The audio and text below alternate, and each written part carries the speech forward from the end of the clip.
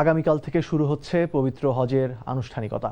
পবিত্র নগরী মক্কার কাবা ঘরে হাজিদের ঢল, ইবাদত বন্দিগিতে মুখর পবিত্র নগরী মক্কা। মক্কা প্রতিনিধি কামাল পারভেজ অভির পাঠানো রিপোর্ট।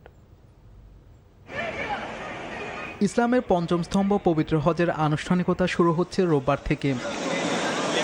এশার নামাজের পর হজ যাত্রীরা মিনায় যাওয়ার মধ্য দিয়ে শুরু হচ্ছে এ বছরের হজ।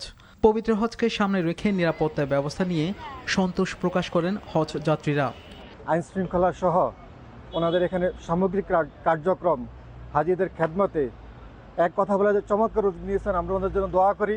আরাফা, মুজদালিফা, মিনা, জামারাত যতগুলো কাজ আছে, আল্লাহ পাক যেন আমাদের সকলকে প্রত্যেকটা কাজ সুন্দরভাবে করার তৌফিক দান করেন। হজ যাত্রীদের সেবার মান নিশ্চিত করতে সৌদি আরবের হজ ও ওমরা মন্ত্রণালয়ের সাথে সাক্ষাৎ করেন বাংলাদেশি প্রতিনিধি দল। এবছরের হজের মাসায়ের অর্থাৎ মিনা, আরাফা, মুজদালিফা যে চ্যালেঞ্জগুলো আছে সেগুলো নিয়ে আলোচনা হয়েছে। যে সমস্যাগুলো আমাদের কাছে দৃশ্যমান হয়েছে আমরা সেগুলো তুলে ধরেছি। মাননীয় প্রতিমন্ত্রী মহোদয় সেগুলো সমাধানের আশ্বাস দিয়েছেন। অন্যান্য যে কোনো সময়ের তুলনায় এবার সেবার মান অনেক উন্নত হয়েছে বলে জানান ধর্মমন্ত্রী কাজী শাহ মোফাজ্জল হোসেন কায়কোবাদ। আগের বছরগুলির তুলনায় এখনকার সেবার পদ্ধতির মান অনেক উন্নত আলহামদুলিল্লাহ।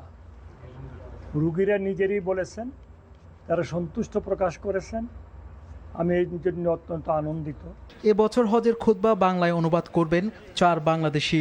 হজ পালন করতে গিয়ে বিভিন্ন রোগে আক্রান্ত হয়ে এখন পর্যন্ত 24 বাংলাদেশি ইন্তেকাল করেছেন। NTV international desk.